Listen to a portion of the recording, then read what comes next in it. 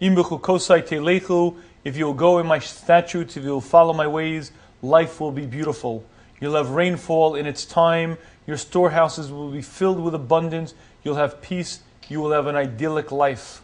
However, the Torah warns us, if we do not follow the ways of the Torah, if we don't go the chukim, then it will be very, very bad. Our enemies will chase us down. Life will be very, very harsh. The pivotal point of it all is im bechukosai telechu, if you'll follow my statutes, if you'll follow my commandments.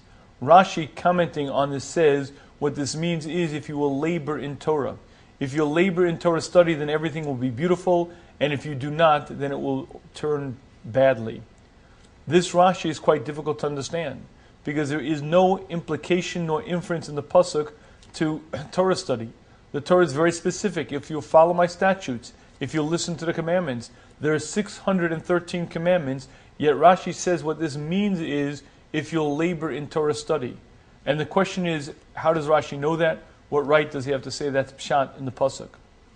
And I believe the answer to this question is based on understanding the fundamental role that limud Torah, learning Torah, plays in the role of the Jewish soul.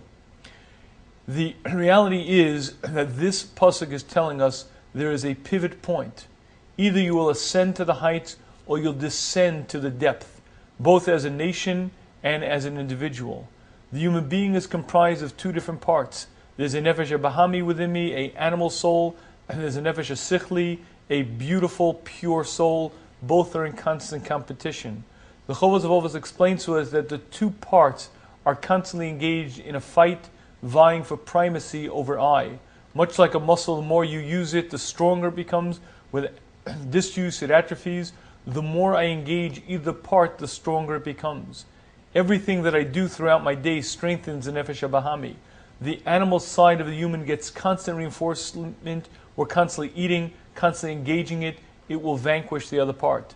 The single greatest spiritual nourishment for the soul, for the neshama, is limud Torah. Hashem gave us this specific mitzvah of learning because it's rocket fuel for the soul, and that is the pivot point. The reason why Rashi says im bechukosai telechu refers to limud Torah is because ultimately that is the pivot of the human. If a human being is involved in limud Torah and studying Torah, he ascends, his soul becomes prominent, and he becomes a different person. And if he doesn't, he heads down the other path. The reason why the pasuk says this is the pivot point is because it's referring to Torah. Rashi says that's pshat in the pasuk because ultimately that is the single pivot point in everything that a Jewish person is involved in.